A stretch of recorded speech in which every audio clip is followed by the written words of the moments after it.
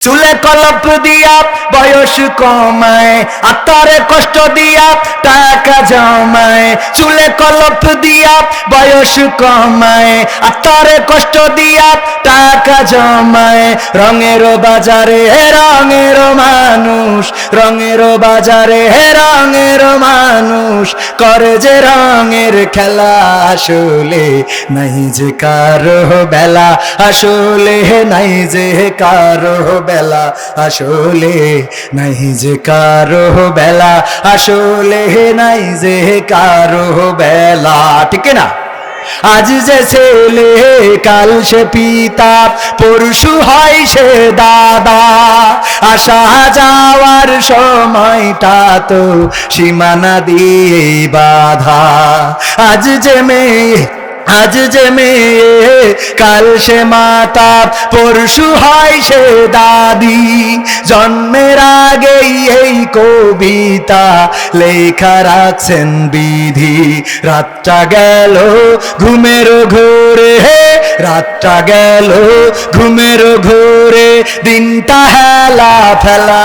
আসলে নাই যে কারো বেলা, আসলে নাই যে কারো বেলা, আসলে নাই যে কারো বেলা, আসলে নাই যে কারো বেলা। ঠিক না? বেলা কি আছে আমাদের? আমরা মনে করি অমুক মুরব্বী হয়ে গেছে, ওর মনে হয় যাওয়ার সময় চলে এসেছে। না না না, এমন কি তুমি মনে করেছিলে যার খাটিয়াটা বহন করবা, একদিন দেখবা তোমার খাটিয়াটাই ওই ব্যক্তি বহন করে নিয়ে যাবে। ওগো আমার ভাইরা, বাবা যদি বেঁচে থাকতেন, আমার বাবা নাই। একটা মাহফিল থেকে ফেরার পথে, তিনি মাহফিল থেকে ফেরার পথে ইন্তেকাল করলেন। রাস্তার পরে লাশটা নাকি ছিল। আমার বাবাকে নিয়ে গেল কালীগঞ্জ, এখানেও কালীগঞ্জ, ওখানেও ঝিনেদার একটা থানা আছে কালীগঞ্জ, সেই থানার সামনে আবার আমার বাবার লাশটা ছিল। বাবার লাশটা সেখান থেকে রিসিভ করেছি। ওগো আমার ভাইয়েরা, মাঝখানে 22টা বছর চলে গেল, বাবা নাই। আমার বাবার কাছে সর্বশেষ দিন 20টা টাকা চেয়েছিলাম, কিন্তু বাবা দিতে ব্যর্থ হয়েছিলেন। 10 টাকা দিয়েছিলেন, রাগ করে ফেলে দিয়েছিলাম। পরে বাবা আবার 20টা টাকাই আমাকে দিয়েছিলেন। এটাই ছিল আমার বাবার সাথে আমার জীবনের শেষ সাক্ষাৎ।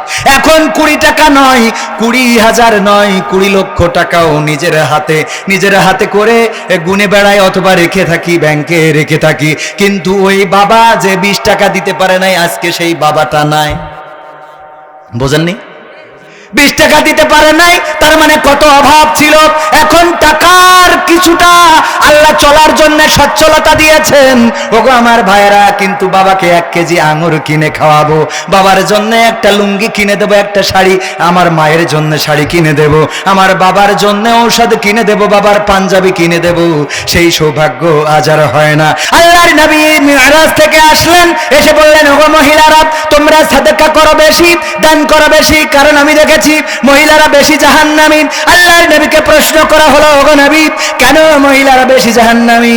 আল্লাহর নবী বললেন, ওগো মহিলারা, শুনে নাও, কারণ মহিলারা 2টা কাজ বেশি করে। 1 নম্বর হলো তারা স্বামীর প্রতি কৃতজ্ঞ থাকে না, আর 2 নম্বর হলো বেশি বেশি অভিশাপ দেয়, এই কারণে জাহান্নামী।